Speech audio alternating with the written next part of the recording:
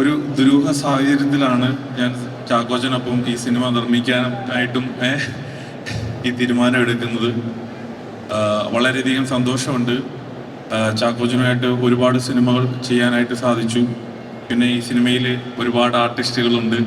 സജിൻ ആയിക്കോട്ടെ, ദിലീഷ് ആയിക്കോട്ടെ, പിന്നെ നമ്മുടെ ഡയറക്ടർ ആയിക്കോട്ടെ, മഞ്ഞുമൽ ബോയ്സിൻ്റെ ഡയറക്ടറായ ചിദംബരം ആദ്യമായിട്ട് അഭിനയിക്കുന്ന ഒരു സിനിമയാണ്. അപ്പം അത് ഒരു സ്റ്റാർ പദവിയിൽ തന്നെയാണ് ഞങ്ങൾ ഇതിനെ കാട്ടുന്നത്. ജാഫർ ഖാ, സുധീഷ് ഏട്ടൻ, അങ്ങനെ ഒരുപാട് ആളുകൾ ഈ സിനിമയിൽ അഭിനയിക്കുന്നുണ്ട്. പിന്നെ ഒരു ചാക്കോച്ചനുമായിട്ട് കഴിഞ്ഞ പടം ചെയ്ത രതീഷ് ബാലകൃഷ്ണ പൊതുവാളാണ് ഈ സിനിമയുടെ ഡയറക്ടർ. അപ്പോൾ ഒരു ഹിറ്റ് കോംബോ വീണ്ടും ജോയിൻ ചെയ്യുന്നു എന്നുള്ളതാണ് എന്നെ സംബന്ധിച്ച് ഈ സിനിമയിൽ ഒരു അട്രാക്ഷനായിട്ട് തോന്നിയിട്ടുള്ളത്.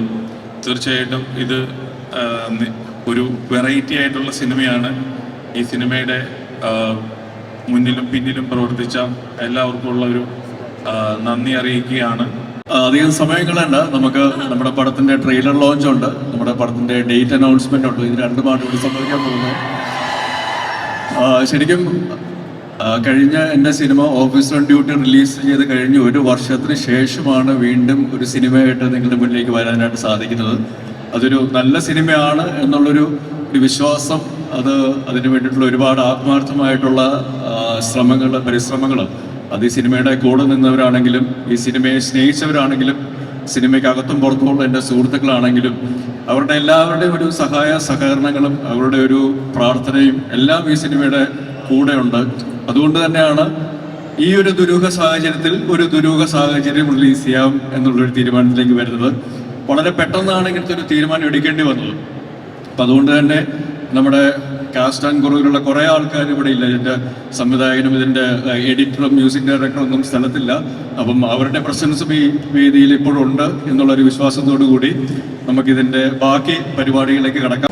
മാജിക് ഫ്രെയിംസ് ലിസ്റ്റിൻ്റെ ആദ്യ സിനിമ ട്രാഫിക്കാണ്. അന്ന് ഇദ്ദേഹം മലയാള സിനിമയിലെ ഏറ്റവും പ്രായം കുറഞ്ഞ പ്രൊഡ്യൂസറാണെന്ന് പറഞ്ഞ അഹങ്കാരത്തോടുകൂടെ എപ്പോഴും പറയുമായിരുന്നു.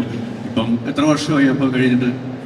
2015 വർഷത്തോളമായി. ഇപ്പോൾ ട്രാഫിക് എന്ന സിനിമയിൽ തുടങ്ങിയ ആ ഒരു കൂട്ടുകാട്ട് ഇപ്പോൾ മാജിക് ഫ്രെയിംസിൻ്റെ കൂടെ ഉദയ പിക്ചേഴ്സും കൂടെ ചേരുമ്പോൾ അതൊരു ദുരൂഹ സാഹചര്യത്തിൻ്റെ അപ്പുറം അത് ഏറ്റവും നല്ല ഒരു സന്തുഷ്ടമായ സാഹചര്യമായിട്ട് മാറും എന്നൊരു വിശ്വാസമുണ്ട്. കാരണം നല്ല സിനിമകളുടെ കൂടെ എന്നും നിലനിന്നിട്ടുള്ള അത് വേണമെന്ന് ആഗ്രഹിച്ചിട്ടുള്ള ഒരു നിർമ്മാതാവാണ് ലിസ്റ്റിൻ. അപ്പം അതുകൊണ്ട് തന്നെ ഈ ഒരു അവസരത്തിൽ ഇതിനു മുമ്പ് ഞാൻ ചെയ്ത എന്നാത്ത കേസോട് എന്ന സിനിമയുടെ സംവിധായകനോടൊപ്പം രതീഷ് ബാലകൃഷ്ണ പൊതുവാളോടൊപ്പം വീണ്ടും ഈ സിനിമയുമായിട്ട് വരുമ്പോൾ തീർച്ചയായിട്ടും എന്തെങ്കിലും പുതുമയുള്ള കാര്യം ഇതുവരെ ഞാൻ ചെയ്യാത്ത അല്ലെങ്കിൽ ഞങ്ങളിൽ പലരെയും ഇതിനു മുമ്പ് കാണാത്ത രീതിയിൽ അവതരിപ്പിക്കാനുള്ള ഒരു കഴിവ്, ഒരു നാക്ക് രതീഷിനുണ്ട്. അത് തീർച്ചയായിട്ടും ഈ സിനിമയിൽ കാണാൻ സാധിക്കും.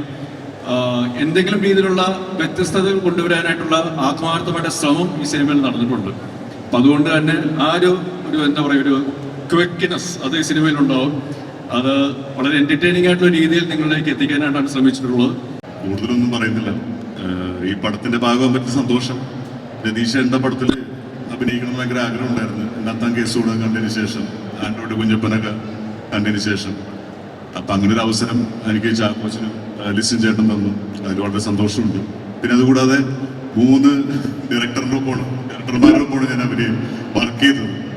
ഒന്ന് രതീഷ് ചേട്ടൻ, ദിലീഷ് പോത്തൻ, ചിദംബരം, രാജേഷ് മാധവൻ. അവർ 4 പേരോടൊപ്പം വർക്ക് ചെയ്യാൻ പറ്റിയൊരു സിനിമയാണ്. എല്ലാവർക്കും ഇഷ്ടപ്പെടും എന്ന് വിചാരിക്കുന്നു. എന്തായാലും പാട്ടൊക്കെ കണ്ടിട്ടുണ്ടെങ്കിൽ പറയാല്ലേ. ഈ സിനിമയിൽ എൻ്റെ ഒരു ക്യാരക്ടർ എന്ന് വെച്ചൊരു പോയിന്റിൽ എൻ്റെ കാലിന് ഇഞ്ചുറി പറ്റി ഇങ്ങനെ ഒടിഞ്ഞ് അങ്ങനെ ഒരു ബുദ്ധിമുട്ടുള്ള ഒരു ക്യാരക്ടറാണ്. അപ്പൊ അത് ഷൂട്ട് നടന്നുകൊണ്ടിരിക്കുന്ന സമയത്ത് ആ സീൻ ഷൂട്ട് ചെയ്യുന്നതിന് തൊട്ട് മുന്നേ റിയൽ ആയിട്ട് എന്റെ കാലൊന്ന് ഫ്രാക്ചറായി. ശരിക്കും കാല് പ്രശ്നമായി. അപ്പൊ ചെറിയൊരു പൊട്ടലൊക്കെ ഉണ്ടായിരുന്നു. പിന്നെ ശരിക്കും ചെയ്തു. എല്ലാവർക്കും നമസ്കാരം. ഒരു ദുരൂഹ സാഹചര്യത്തിലാണ് ഞാൻ ഈ സിനിമയിൽ എത്തിപ്പെടുന്നത്. രതീഷ് എന്നെ ഞാൻ ട്രാവൽ ചെയ്യുമ്പോഴാണ് വിളിച്ചത്. ഒരു കഥയുണ്ട്, ഞാൻ അയച്ചു തരാം, ഒന്ന് ചെറുതായിട്ട് അഭിനയിക്കണം. അപ്പം ഞാൻ യാത്രയുടെ തിരക്കിൽ ഓക്കെ എന്ന് പറഞ്ഞു. പിന്നെ തിരിച്ച് നാട്ടിലെത്തിയപ്പോഴാണ് ഇതിൻ്റെ ഒരു സീരിയസ്നെസ് മനസ്സിലായത്. പിന്നെ ചാക്കോച്ചനാണ് ധൈര്യം തന്നത്. ആ ധൈര്യം വെച്ച് ഞാൻ സെറ്റിലേക്ക് പോയപ്പോഴും ചെന്ന് പെട്ടത് 4 പുലികളുടെ ഫ്രണ്ടിലാണ്. സജിൻ, പോത്തന്നൻ, ജാഫറൊക്കെ പിടിച്ചിരിക്കുക എന്ന് പറഞ്ഞാൽ അപ്പം ശ്രമിച്ചിട്ടുണ്ട്. കാണുക, ബാക്കി സിനിമ സംസാരിക്കും. Thank you. അത് ചുള്ളചക്കൻ പ്രായം എല്ലാവർക്കും എൻ്റെ നല്ല നമസ്കാരം. എനിക്കില്ലാത്ത ഓക്കല്ലടിയാ, ഓക്കല്ലേ? അടിപൊളി ഉഗ്രം പടം കേട്ടോ. ഇത് മിസ് ചെയ്ത് പോരുന്നില്ല. അല്ല, ഞാൻ അങ്ങനെ പറയാനുള്ള ഒരാളല്ല. ഈ പടം ഗംഭീരപടമായിരിക്കും വ്യവസായം. ഇത് എനിക്ക് അദ്ദേഹത്തിൻ്റെ അങ്ങേറ്റത്തേക്ക് നമ്മുടെ പ്രൊഡ്യൂസർ അദ്ദേഹത്തിൻ്റെ കൂടെ എനിക്ക് 2-3 വർക്ക് ചെയ്യാൻ പറ്റിയിട്ടുണ്ട്. പിന്നെ നമ്മുടെ നായകൻ സാറിൻ്റെ കൂടെ എനിക്ക് കുറേ സിനിമ ചെയ്യാൻ പറ്റിയിട്ടുണ്ട്. പിന്നെ ഇദ്ദേഹത്തിൻ്റെ കൂടെ ഇദ്ദേഹം ആദ്യമായിട്ടാണ് അഭിനയിക്കുന്നത് ഈ പടത്തിൽ. പിന്നെ ഈ ചെറുക്കൻ ചുരുളി എന്ന് പറയുന്ന സിനിമ വന്നപ്പോൾ ഒരു പള്ളി പരിസരം പോലെ ഇരുന്ന ഇപ്പം തടിയൊക്കെ വെച്ച് അമ്പാനായി ജീപ്പന് വന്നിട്ട് എന്നെ വന്ന എന്നോട് ചോദിച്ച ഡയലോഗ് അറിയാൻ പാടില്ലേ, ചുരുളിയിൽ നക്കാലല്ല എന്ന് ചോദിച്ചല്ലേ. അപ്പോൾ എന്തായാലും ഞങ്ങൾക്ക് കുറേ പേര് പിന്നെ ഉണ്ടല്ലോ. ഒരു രാജാവ് ഫ്രണ്ട് ഇരിപ്പുണ്ട്, അദ്ദേഹം കയറുമ്പോൾ ഓക്കെയോ. പിന്നെ നമ്മുടെ നായകക്കുട്ടിയുണ്ട്. ഇത് വലിയ ഒരു ഈ നിൽക്കുന്ന ഇത്ര ആൾക്കാരുള്ള ഒരു സിനിമയാണ്. പിന്നെ കുറേ ആൾക്കാരുണ്ട്. എന്തായാലും ഈ നടക്കാനിരിക്കുന്ന ഈ സംഭവങ്ങൾ നടക്കട്ടെ. ഒത്തിരി നീട്ടുന്നില്ല, ഇനിയിപ്പോൾ അത് മതി. അപ്പം എല്ലാവർക്കും നന്ദി, നമസ്കാരം. ഒരു ദുരൂഹ സാഹചര്യത്തിൽ ഞാനും ഒരു കഥാപാത്രത്തെ അവതരിപ്പിക്കുന്നു. വളരെ സന്തോഷം.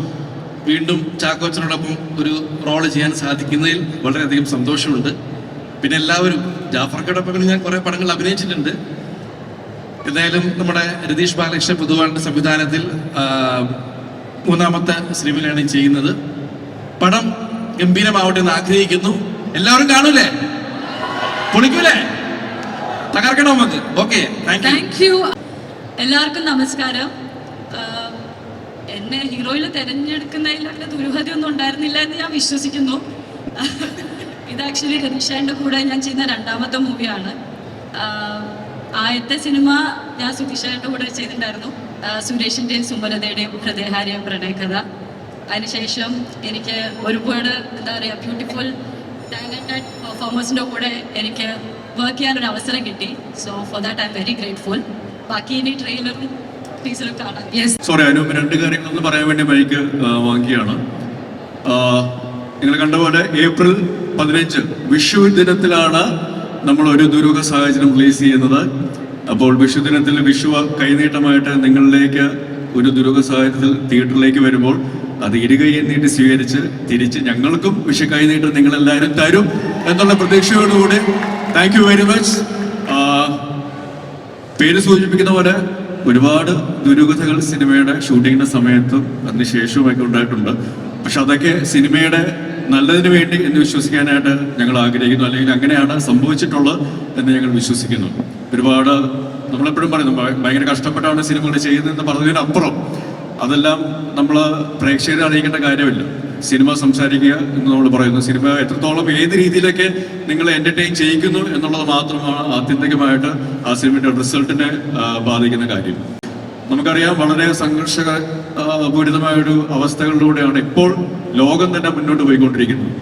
ആ സമയത്ത് തന്നെ ആർട്ട് ഫോം, കലാരൂപങ്ങൾ എത്രത്തോളം മനുഷ്യരെ തമ്മിലടുപ്പിക്കുന്നു, അല്ലെങ്കിൽ മനുഷ്യ മനസ്സുകളെ എത്രത്തോളം ഉദ്ബോധിപ്പിക്കുന്നു, രസിപ്പിക്കുന്നു എന്നതിൻ്റെ തെളിവുകളായിട്ട് പ്രത്യേകിച്ച് മലയാളം സിനിമകൾ ഈ അടുത്ത സമയങ്ങളിൽ ഇരുകൈ നീട്ടി സ്വീകരിച്ച പ്രേക്ഷകരോടാണ് ഏറ്റവും ആദ്യം നന്ദി പറയേണ്ടത്.